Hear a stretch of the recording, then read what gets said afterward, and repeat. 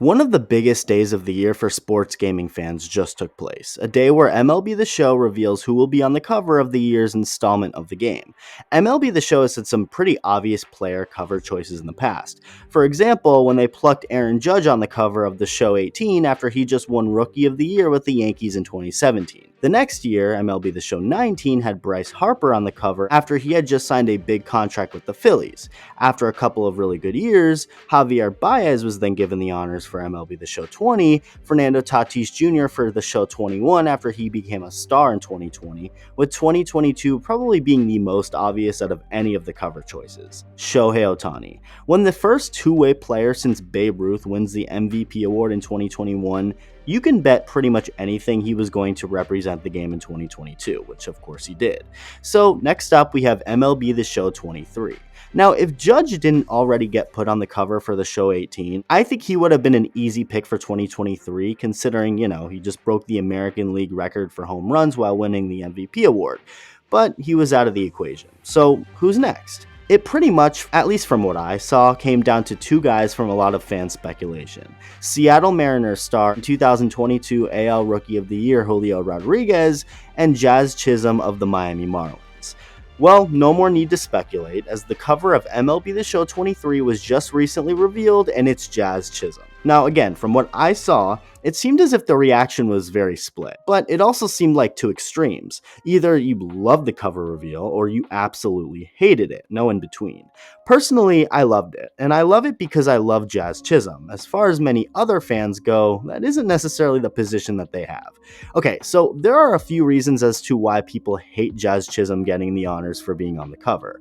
For one, what a lot are saying is that he isn't that good. 2, he only played 60 games last year. And 3, there were simply better options with players who are better than him, like Julio Rodriguez. Those 3 points are incredibly valid, and whoever believes them has every right to do so. Not everyone is going to agree on everything. Are you looking for an easy way to eat well and save money this year? Cut back on expensive takeout and delivery and get started with HelloFresh. You'll love how fast, easy, and affordable it is to whip up a restaurant quality meal right in your own kitchen.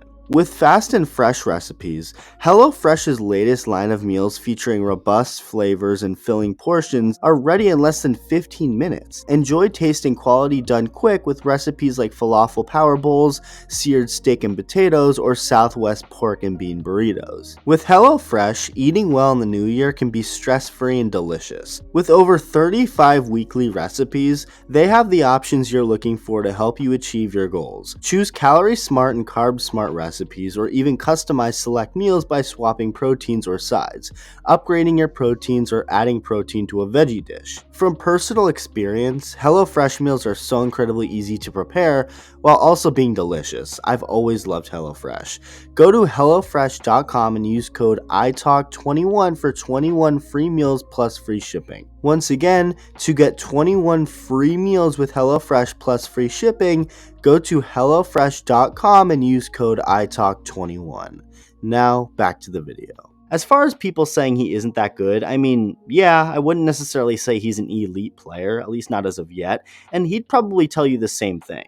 Jazz has only been in the league since 2020, has only played a little over 200 major league games, and his only full season, which came in 2021, was not that good. In fact, he was a below average hitter. As far as the fact that he only played 60 games last year due to injuries and doesn't deserve to be on the face of MLB The Show 23 because of that, yeah, I mean, that's not a horrible point. And to the point that there are better options of players who could be on the cover, like a Julio Rodriguez, who literally just won the American League Rookie of the Year award.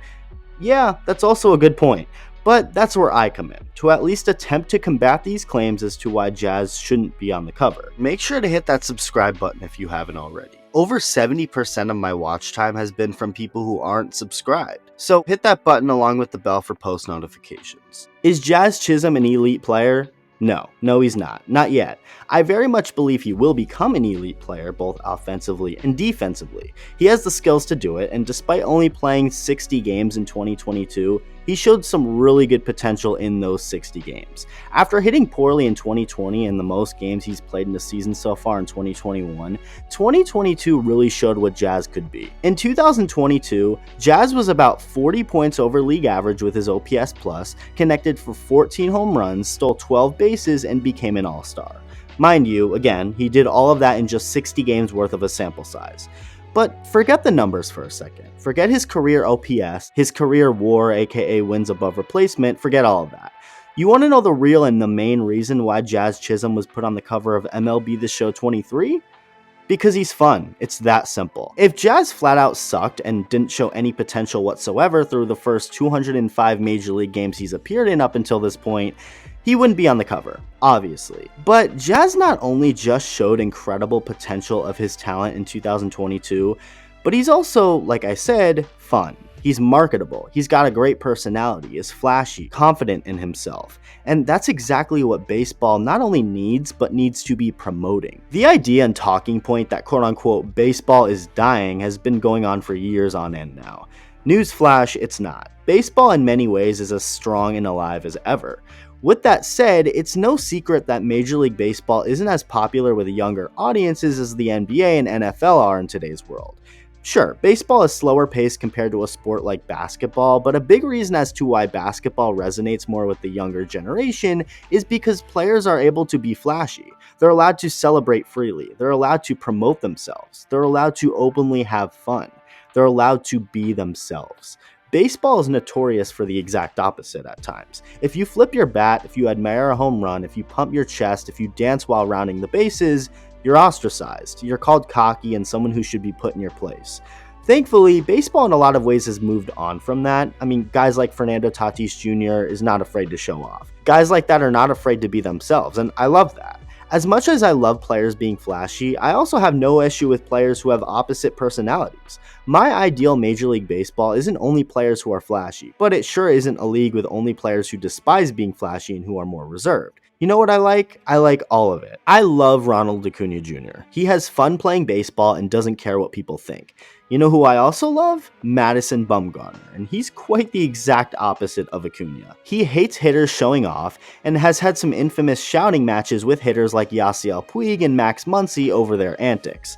But you know what? That's good for baseball. Diversity of culture and personality. If everyone was the exact same, that would be boring. Whether you want to flip your bat and be flashy or not, and be more of a reserved person, just be yourself. There's no one right way to play the game of baseball. There's an infinite amount of ways. As long as you don't disrespect anyone for no reason or try to harm anyone, however you want to be should be allowed. So where am I going with this? Baseball needs to appeal to younger audiences. That doesn't necessarily mean turning the fans they already have away, but it means things like promoting one of the more fun and flashy players in all of baseball on the cover of a video game. Did Julio Rodriguez have a much better year than Jazz Chisholm in 2022? Of course he did. Julio is also a really fun player as well. There is no right or wrong answer as to who deserves to be on the cover of MLB The Show. It's all opinion based. And again, if you don't think Jazz should be on the cover of MLB The Show 23, all the power to you. I totally respect your opinion and understand where you're coming from. I really do. Maybe Julio Rodriguez or another player like Ronald Acuna Jr. would have been a better pick. But at the end of the day, Jazz Chisholm being on the cover of a video game will not hurt baseball. It will only help it. When it comes to things like stats, especially advanced stats, they don't grow baseball. The way I see it, stats in baseball, or in any sport for that matter, are there for the front offices to better evaluate players and for the diehard fans to appreciate. Other than that, they don't do anything to grow the game. But you know what does grow the game? Players who have swag, players who are flashy, players who flip their bat, players who have cool hair, players who show off their personalities, players who aren't afraid of what people think about them, players who have fun playing baseball, players who are not afraid to be themselves. And Jazz Chisholm represents all of that. I have a tool that's called I Don't Care. and I mean, I use it to my fullest potential. I mean, I just go out there and have fun. Let me know what you think. Thank you for watching, and I'll see you in the next video.